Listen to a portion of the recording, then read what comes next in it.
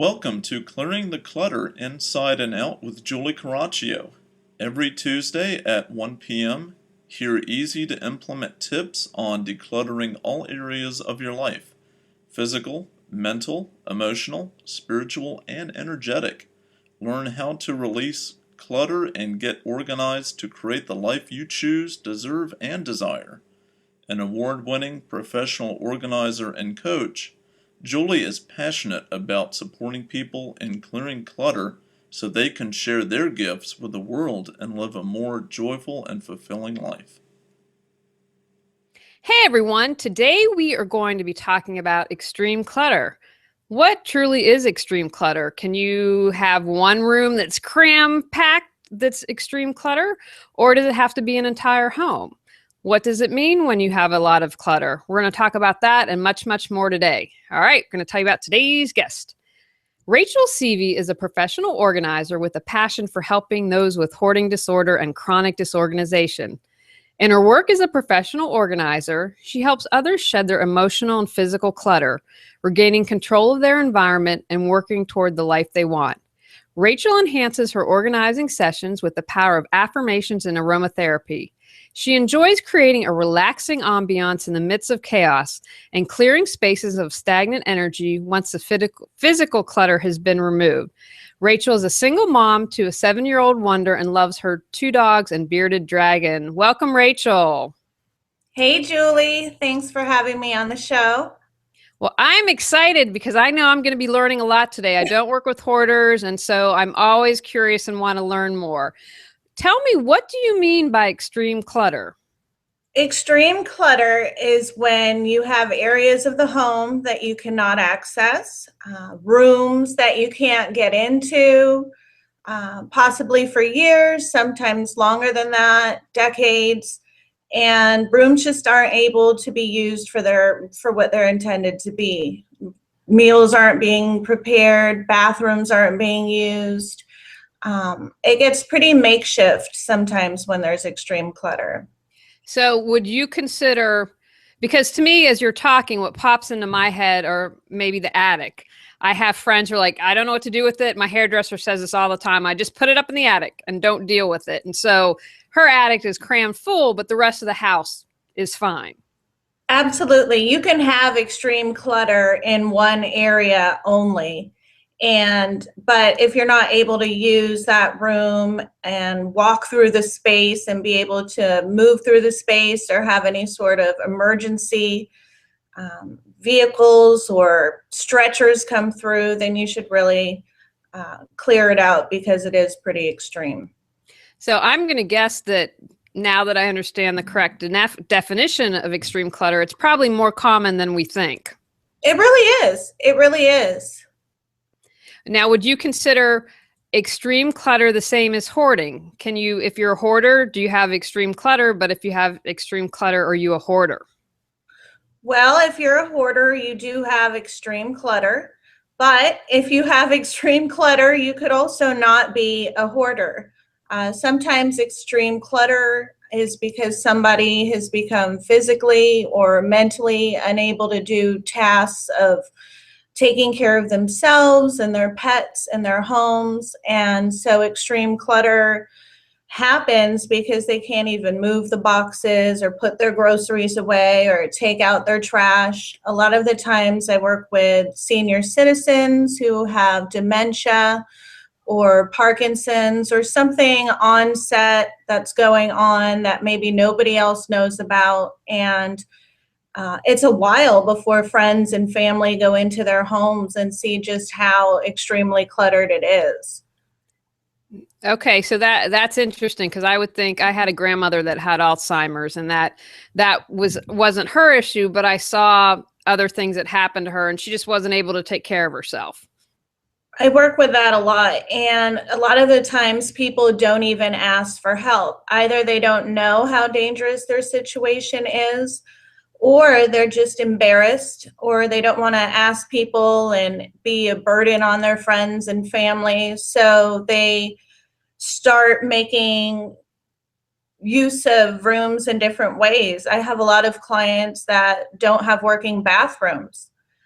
Just a simple leak And being embarrassed of the clutter has turned into pipes breaking, and now they're not able to use their bathroom properly. So they're either driving to places to shower and use the bathroom, or they're just using baby wipes, or they're doing nothing at all. But something just as simple as a small leak inside of extreme clutter can really send things downhill. So I'm curious, is there what I would call an official definition of extreme clutter? For instance, if it's 16 inches out from the wall. I mean, I think you gave a really great, simple definition. If you can't use the room for what it's intended, you can't use the bathroom to take a bath or use the bathroom. That to me is a pretty good definition, but I know that you specialize in chronic disorganization and hoarding. So is there an official definition? I don't know if there's an official definition of extreme clutter, but there is of hoarding. And most of my clients aren't technically hoarders. Hoarders have a very strong attachment to their items, and letting them go is incredibly hard for them. Whereas somebody with extreme clutter that mentally or physically can't take care of themselves, they might not even care, and they might want to be trying to get this stuff out and have no attachment to it. They just physically or mentally can't. So hoarding is a true attachment to items that people might consider trash, and then spaces aren't able to be used properly. So they kind of intermix a little bit, but to be a true hoarder, you have to have that attachment to your items. And actually, a lot of my clients don't have that attachment. They just physically can't move the stuff, and then they become overwhelmed. What have you found in your work has been the biggest challenges to successfully overcoming or dealing with extreme clutter? There's physical challenges just as far as the foundation goes. Avalanches, people like to stack bins and boxes all the way up to their ceilings, and then you might accidentally move the wrong one and things come crashing down. Challenges could be there's always a lot of dust, because people can't dust if there's extreme clutter. So not only myself and my team have problems breathing, but a lot of my clients have CPAP machines next to their bed, and there's just really large amounts of dust. Another thing that happens with extreme clutter could be mold or rodent damage. Your pets might not like the clutter. This is another big one, and they are showing you by relieving themselves in the house, or maybe people have been physically unable to even take their pets out. So the pets are going everywhere. And so it really becomes quite hazardous, and there are a lot of challenges working as far as the physical stuff. The mental stuff with extreme clutter, a lot that I encounter are people don't want to let go of items that they've spent money on. They've spent their hard-earned money on. They've worked their whole lives. Most of my clients are incredibly smart and have incredibly good jobs, and it's very hard for them to want to let go items that they've paid for. So sometimes they hang on to items to maybe consign them or give them away, but that's also a challenge.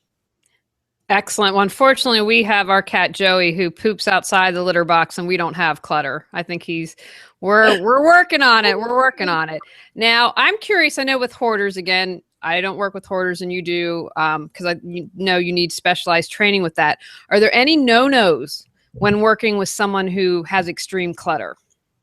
Yes, you do not want to be judgmental.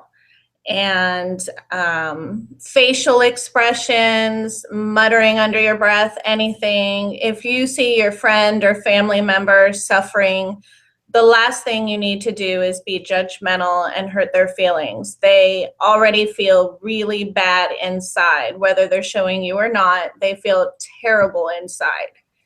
And another thing that I really want to stress to people is not to just go in and throw people's stuff out when they're gone for the weekend, or they're in the hospital recovering from a stroke.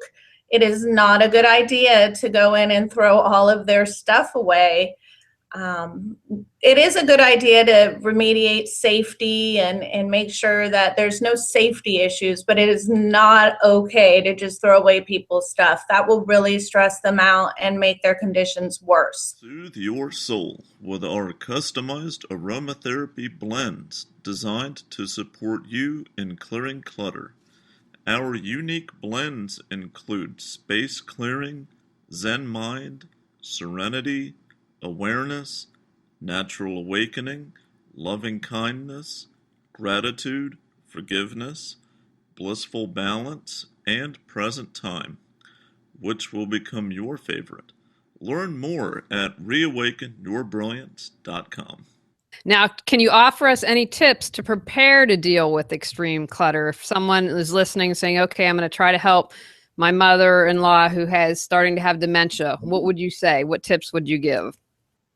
I would say to take it very slow and to earn the person's trust, and to try and let go of what your idea of a perfect home is, and just try and allow them to let go of items. I'd like to encourage people to take the person out even before you go into their home, to just start telling them what they need to do. Spend some time with the person and create a quality bond with the person, and don't just make it all about their clutter. I think that's why they don't invite people over, because a lot of people are just overly critical, and they think they're super helpful, and they think this person had never thought of it before, but they have. And so I just say go in slow. Don't expect too much. Definitely encourage your loved one to have a therapist or see a therapist if they're not seeing one, and discuss the clutter with them. And if they have any friends or anybody else that can join in, and just try and make it a team effort so the person feels really loved and supported. Wonderful advice. That would be good advice, and not judging for just about everything we do in life. So I think that's wonderful. Now, I'm sure you get this question, asked this question a lot. I know when I do professional organizing, I blame the hoarders TV shows and all those organizing shows on TV, because people have such an unrealistic expectation of how long it's going to take to clear the clutter and then get organized. Now with extreme clutter, because that's dealing with a larger amount of clutter, what do you tell people the amount of time it's going to take? Are you able to ballpark it, or how do you work that? I have people that want things done overnight. And because I have a team and we're all very skilled, we can get that kind of a project done. And that's not the kind of project I recommend for someone with extreme clutter. The slower you go through it, I think that the person should go through every single item, and make a decision on whether they like the item, whether they want to use the item, probably the same advice that you give your clients. And what we usually do when there's a large amount of items is we keep an ongoing list, and it gets really detailed. I think that when you come down with a plan with your client or with your friend or family member that says, hey, maybe on Tuesdays for the next 6 months, we'll work together. I usually like to work with people for at least 6 months to a year that have extreme clutter. That's usually not what they want to hear at first. A lot of people have realistic expectations. They say, oh my gosh, can you do this? And I say, yes, we can. But it's going to come back because we've only fixed the clutter. We haven't helped you at all, and you're the one who's cluttering. So we're just getting better at organizing, and we're not really helping you. And so I try and allow my clients to make a healthy decision for themselves. If they really want to work on themselves, They should be working with a therapist at the same time. They should be working on their diet and exercise at the same time. They should really just take it slow and take it one day at a time and not criticize themselves. We do, as I said, do the overnight kind of thing. Sometimes people are in distress and they need a lot of items removed quickly. Maybe they're being evicted or leaving for a long time. So we do pick people up very quickly, but the best solution is for people to take it one day at a time and let the process just feel good to them. Wonderful. Now, I'm a big fan of being green, being eco-friendly, but I also know that isn't always possible. So do you have any tips in ways that you're eco-friendly when doing an extreme clutter or guidelines to know when's it time to throw something out? That's a really good question. And especially living and working in the San Francisco Bay Area, I do have a lot of clients that are very economically conscious and environmentally conscious, and they just want to leave as small a footprint as they can. And sometimes it holds them back. So what I like to do, number one, is donate. Anything that we can donate, we encourage to donate. A lot of the times, if people have a cause that's close to them and it's close in the area, we will take it to that cause and bring them their receipt back. That's the number one tip I have. Paper is a huge source of extreme clutter. Books, we always try and donate to the library.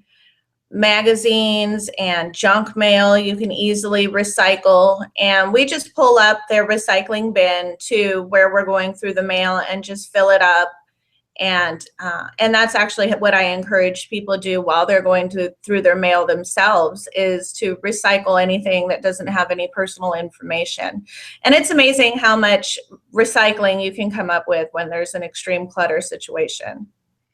I believe that. Now, have you found that there's a certain mindset or emotional or mental clutter with someone who is an extreme clutterer? I would say there is a definite waste not, want not mindset. I feel like a lot of my clients are so concerned with the environment that they're saving every butter container, every Tupperware that comes with sandwich meat, just everything, so they don't have to go out and buy it again. But it's just overflowing and it's taking over their homes. I don't know about other parts in the country, but in the Bay Area, a lot of my jobs are taking recycling to the recycling center for people because they want to have money. They pay you for recycling, or they just want them recycled. And it means so much to them. And when it's 30% of the clutter, it's like, okay, we'll just take it for you. And we've taken, 20 garbage bags of cans before for people and brought back the money. And whatever you can do to help out is the best thing. Wonderful. Now, I'm thinking that you said it was interesting. I didn't know at the beginning of the interview that a main difference between hoarders is, there's an emotional attachment to keeping something and they want to do that. I would still think, though, with an extreme clutterer, what advice would you have that there would still be some emotions going on? And if someone were to say, go work with a loved one, first of all, I would think it being the loved one, I've been in that situation where, we had a family member who was hoarding and we didn't know it. And it hurt me. It pained me to see him in pain. And so what advice would you have for either the person dealing with the extreme clutterer, if they become emotional, or if you are helping someone and you start to get a little emotional, what would you say? I would say to just go with the emotion. It's an emotional process. A lot of the times people are bringing up things that are emotional. I guess the difference would be, I think all of us have emotional attachments to some items, but this is more of on a much larger scale. And hoarders have that same attachment that you might have to your favorite, first teddy bear to anything, on their floor or on their kitchen table. So it's beyond just having emotional attachment. It's beyond thinking things are pretty or thinking things have a useful purpose. It is painful for them to let go of items. It has become absolutely painful, cause extreme anxiety and depression to let go of these items. So I would say let your loved one, or if it's you going through it, let yourself work it out. A lot of the times people are cluttering up their hearts with all of this emotion that they've been running and hiding from and barricading themselves with walls of stuff from. And once they actually sit down and feel that pain, they're able to let go a lot of that emotional clutter, and it really helps with the physical clutter. When people are breaking down or crying on my sessions, I let them have their time, and I honor that they're feeling, it's a hard process, and that they're feeling down or bad or ashamed or whatever their feeling is, angry at themselves for spending all their money. Just let yourself feel it for a moment and try and move through it. I feel like a lot of people are buying things and shopping, and then they're just constantly avoiding that pain. And so once they handle that pain, either with their therapist or just sitting for a moment with it, they'll be able to let go of the physical clutter. I agree with you 110%. I'm a huge firm believer in honoring our emotions, and I think we don't do that often enough. Now I'm curious, once you go in, maybe it's an entire house that has extreme clutter, one room, do you clean after you've cleared the clutter? Oh, absolutely. I clean usually during the process. If I'm going through a closet, or once I get to the closet, once I've unearthed it, we pull everything out and give it a good vacuuming with the small vacuum attachment, and really try and just put things back nice and neat and clean. And it feels really good. And I always vacuum and I always dust. I just think it looks better. I think it feels better with extreme clutter, especially with the dust. We bring a HEPA vacuum, and it feels lighter in the room with the cleaning as well. It's a lot of the times we're making green products. That's another way you could be green.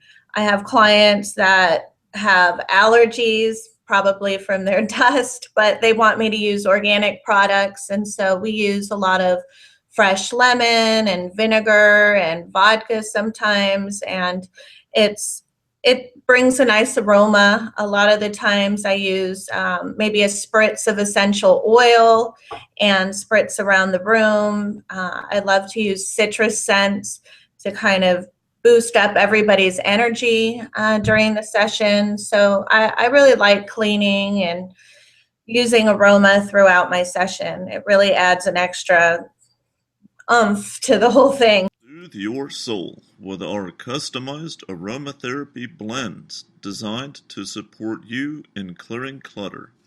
Our unique blends include space clearing, Zen mind, serenity, awareness, natural awakening, loving kindness, gratitude, forgiveness, blissful balance, and present time.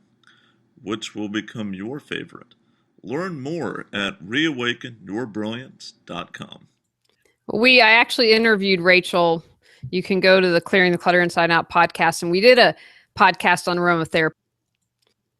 Now, do you have any final thoughts about extreme clutter? Something maybe I didn't ask, so you think it's really important that you'd like to share? I would say that people with extreme clutter don't believe that they can get beyond the extreme clutter. And I just wish more people would have confidence either in professional organizers or some of their friends and family or themselves, to just really know that they can make it through. I've dealt with people where we couldn't get into any room of their home, and now they just love their home. And so I've seen the light at the end of the tunnel, and it's beautiful. And as long as you don't give up, it can actually happen. I love that. Absolutely believe, have faith, never give up. Now, you have to share one last tip to help us clear clutter on the inside or the out. Your choice. One last tip would be to, gosh, I don't know, Julie. I have a lot of tips. I would say if you have extreme clutter, you usually don't open up the windows. This is just a basic thing that you can do because I don't want it to be too overwhelming for my people out there with extreme clutter. It's just open up the windows and get some fresh air going through your home.